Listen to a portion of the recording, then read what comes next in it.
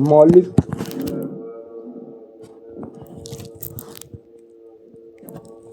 मौलिक अधिकार, इसे संयुक्त राज्य अमेरिका के संविधान से लिया गया है।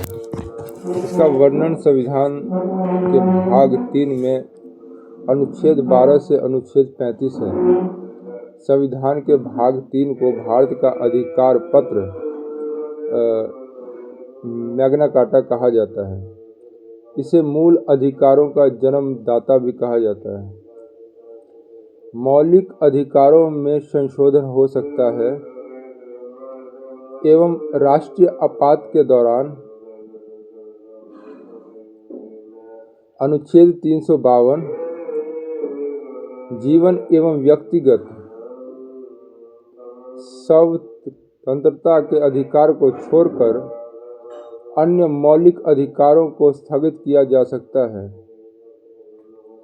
मूल संविधान में 7 मौलिक अधिकार थे, लेकिन 44 में संविधान संशोधन 1978 ईस्वी के द्वारा संपत्ति का अधिकार अनुच्छेद 31 एवं 19 को मौलिक अधिकार की सूची से हटाकर इसे संविधान के अनुच्छेद 301 के अंतर्गत कानूनी अधिकार के रूप में रखा गया है।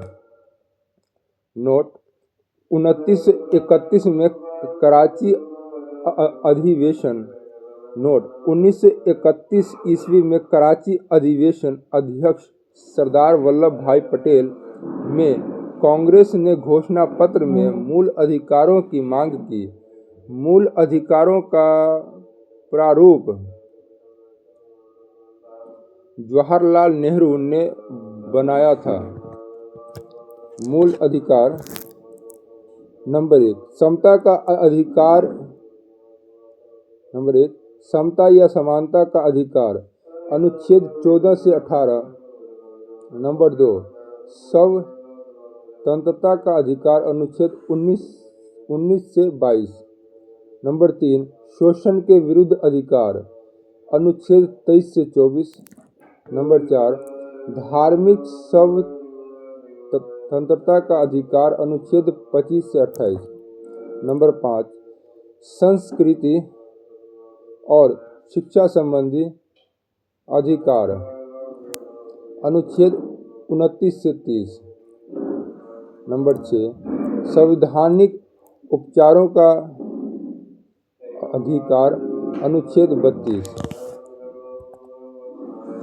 नंबर 1 समता या समानता का अधिकार अनुच्छेद 14 विधि के समक्ष समता। इसका अर्थ यह है कि राज्य सभी व्यक्तियों के लिए एक समान कानून बनाएगा तथा उन पर एक समान लागू करेगा।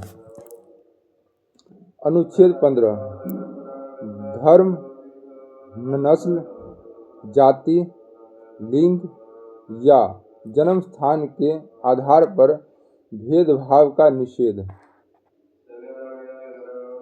राज्य के द्वारा धर्म, मूल वंश, जाति, लिंग एवं जन्म स्थान के आधार पर नागरिकों के प्रति जीवन के किसी भी क्षेत्र में भेदभाव नहीं किया जाएगा। अनुच्छेद 16 लोक नियोजन के विषय में अवसर की समता। राज्य के अधीन किसी पद पर नियोजन या नियुक्ति से संबंधित विषयों में सभी नागरिकों के लिए अवसर की समानता होगी। अपवाद अनुसूचित जाति, अनुसूचित जनजाति एवं पिछड़ा वर्ग। अनुच्छेद 17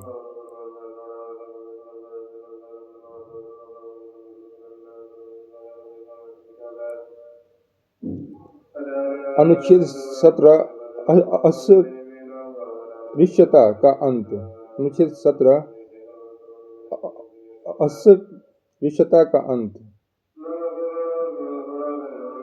अनुच्छेद 17 अस्पृश्यता का अंत। अस्पृश्यता के उन्मूलन के लिए अस्पृश्यता के उन्मूलन के लिए इसे दंडनीय अपराध घोषित किया गया है। अनुच्छेद 17 अस्पृश्यता का अंत। अस्पृश्यता के उन्मूलन के लिए इसे दंडनीय अपराध घोषित किया गया है। अनुच्छेद 18 उपाधियों का अंत।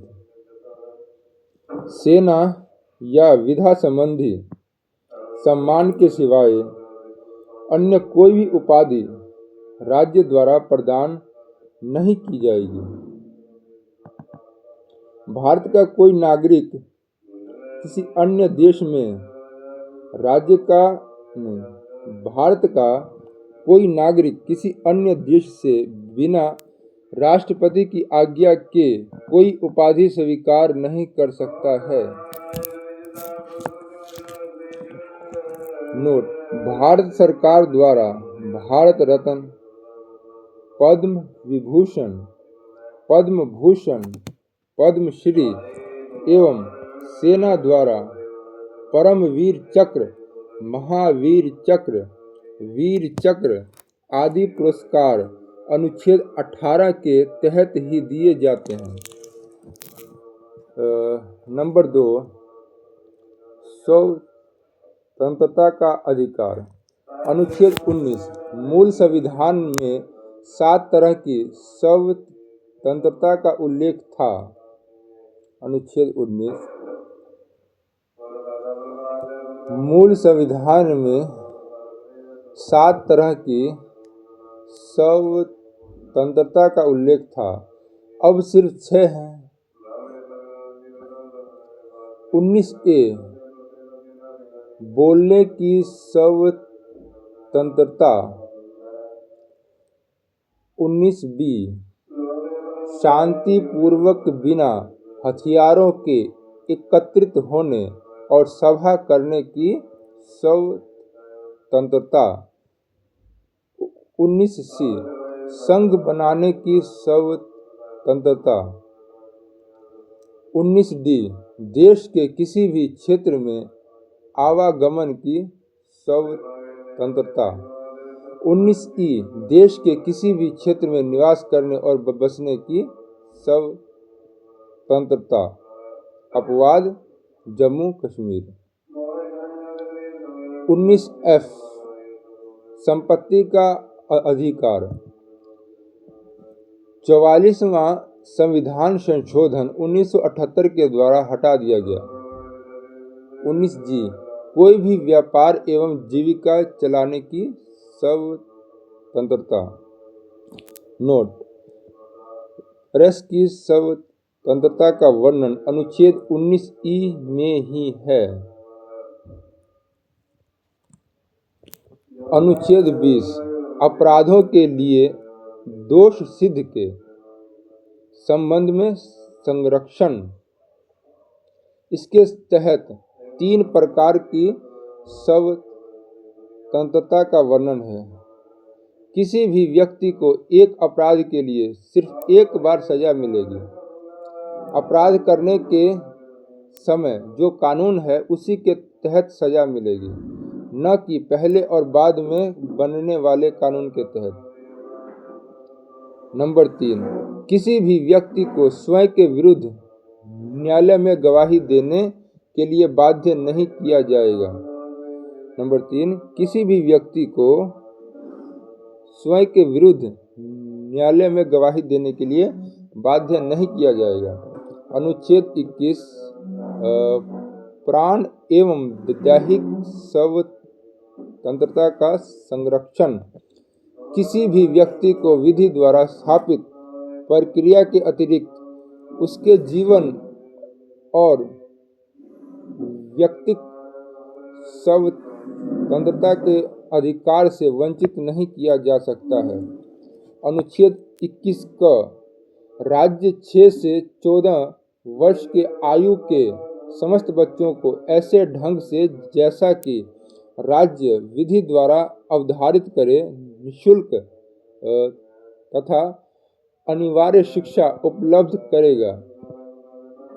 86वां संशोधन 2002 के द्वारा। अनुच्छेद 22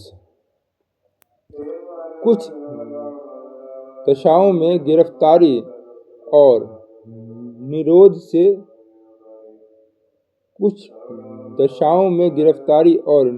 निरोध में संरक्षण।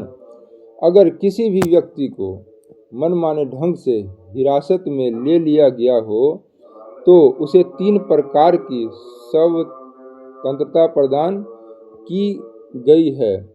हिरासत में लेने का कारण बताना होगा। 24 घंटे के अंदर आने जाने के समय को छोड़कर उसे दंड अधिकारी के समक्ष पेश किया जाएगा। नंबर 2, 24 घंटे के अंदर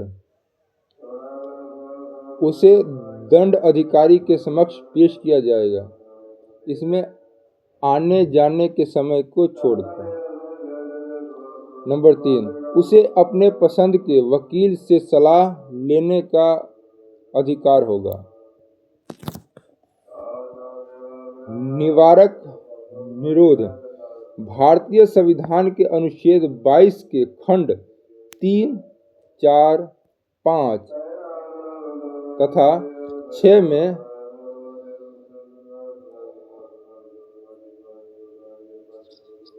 तत्व संबंधी प्रावधानों का उल्लेख है। निवारक निरोध कानून के अंतर्गत किसी व्यक्ति को अपराध करने के पूर्व ही अधिकार किया जाता है। निवारक निरोध का उद्देश्य व्यक्ति को अपराध के लिए दंड देना नहीं वरन उसे अपराध करने से रोकना है। वस्तुतः यह निवारक निरोध राज्य की सुरक्षा, लोक व्यवस्था बनाए रखने या भारत की सुरक्षा संबंधी कारणों से हो सकता है।